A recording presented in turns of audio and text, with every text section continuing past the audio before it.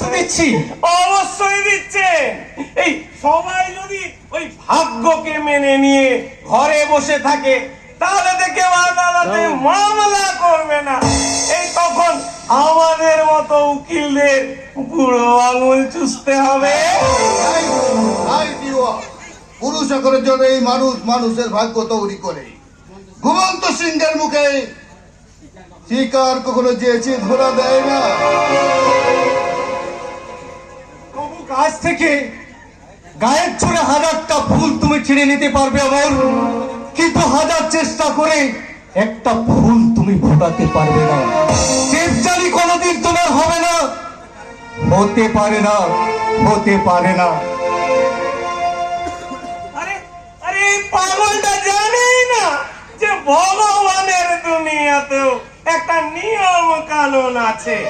এই শকুনে খাবে বলেই তো এই বাজারে মরা পড়ে, আর আমরাও ওই মক্কেল পড়ার আশায় ওই আদালতের গাছতলায় পড়ে থাকি।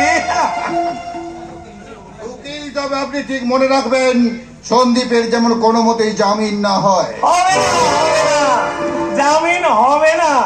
এদিকে এদিকে আমি ওদের ওই বসত বাড়িটা ক্রোক করার জন্য আদালতে মামলা ঢুকে দিয়েছি।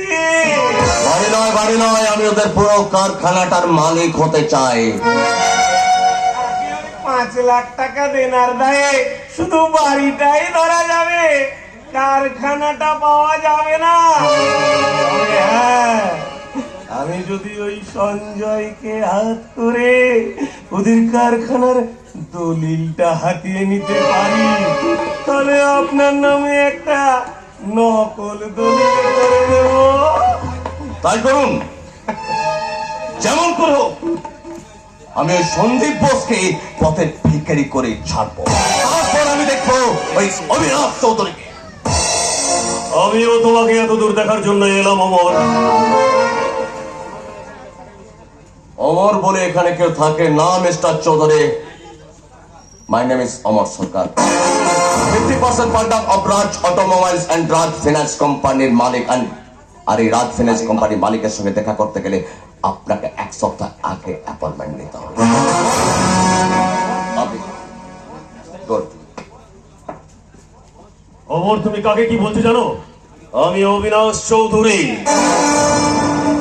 Yes, I know very well.